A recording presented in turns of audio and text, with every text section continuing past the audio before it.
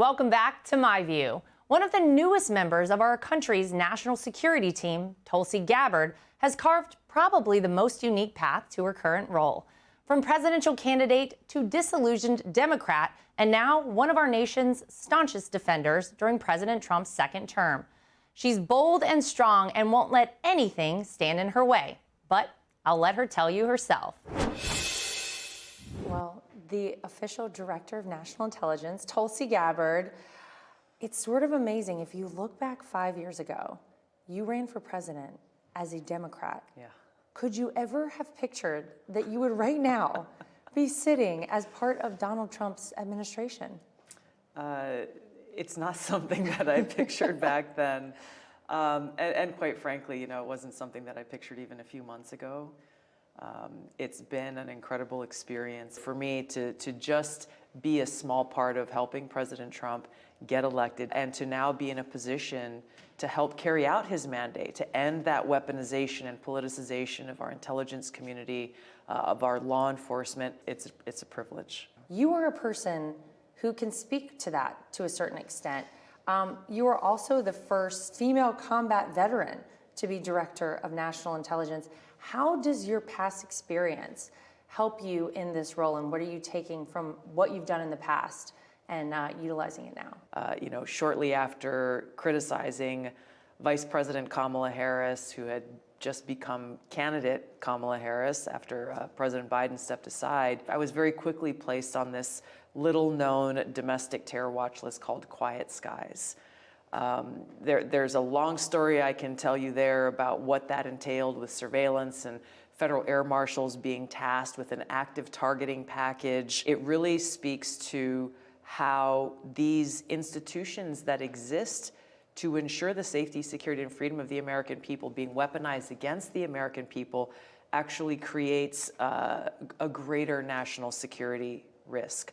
When we, the American people, cannot trust those who have the responsibility to keep us safe. There is a fine line, though, because I think people wonder, how can you ensure the safety of the American people, but also protect their privacy and from government intrusion? It is a heavy responsibility, and it is the most essential one.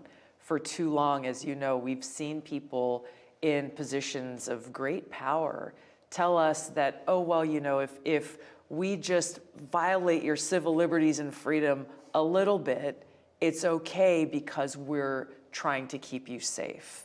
Unfortunately, we've seen this for decades, and the more our freedoms are eroded, the more the foundations of our democracy are eroded. So, a lot of people talk about national security or security threats, but there's two components of that leaders have to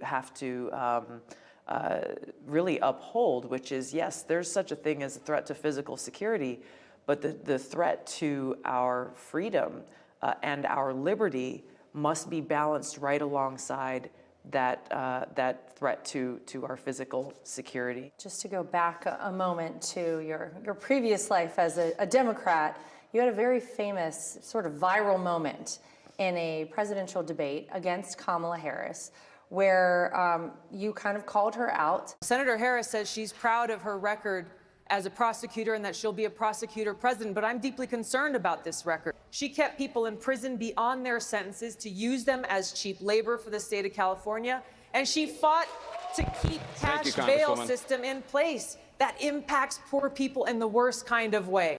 I think a lot of people look at that moment and they say, is that the moment that Tulsi Gabbard started to maybe change her view on things?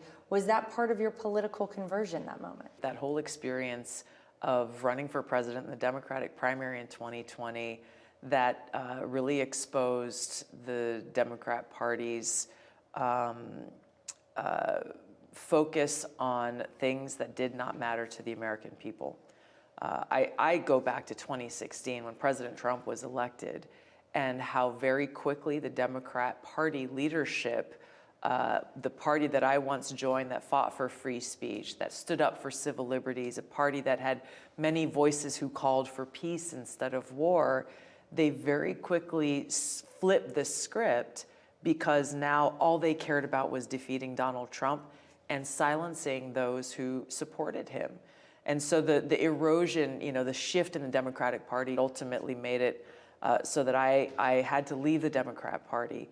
It was completely unrecognizable from the party that I had joined over 20 years before. I think a lot of people watched that whole process and they said, these people have learned nothing. They are ranting and raving out there about transparency, about saving taxpayer dollars, about the American people actually understanding what is going on. I was with President Trump when I was sworn in the Oval Office, and something that he said that day really struck home, because he talked about needing to have people in our government who care. And so when I asked myself, how is it that the Democrat Party still hasn't heard the voices of the American people who are sick and tired of our taxpayer dollars being wasted? As it turns out, some of those taxpayer dollars are already being saved under Tulsi's tenure. So you were confirmed, and then 6 o'clock the next morning, you're on an airplane, and it's been a rapid pace. Has there been anything that surprised you that you didn't expect so far? I mean, is DOJ involved in what you're doing? The ODNI itself is a pretty small organization compared to most other elements. But even in that small organization, getting rid of DEI saved American taxpayers roughly $20 million. Wow. Literally with the stroke of President Trump's pen. Just in my organization alone is a great thing, and we're excited to be able to uncover more. Yeah, we'll take that for sure. Now, solidly on President Trump's team, she's making clear common sense is making a comeback. Joe Biden once said that white supremacy was the single greatest terrorist threat to our homeland. What do you feel is the greatest threat to the American people's safety? We look at the last 4 years of open borders, where we had tens of millions of people come across our borders, many of whom we don't know who they are or what their intentions are. And very specifically, the threat of radical Islamist terrorism here within our country is higher than it's ever been before, not only because of President Biden's open borders, but because of his and his administration's fear of being called Islamophobes. They took their attention and our resources away from that threat and once again pointed it at our fellow Americans. What do you feel like whenever history looks back on Tulsi Gabbard as our Director of National Intelligence? What do you hope is written in the history books? That I will have made an impact on rebuilding the trust that the American people deserve to have in these institutions that exist to serve the people.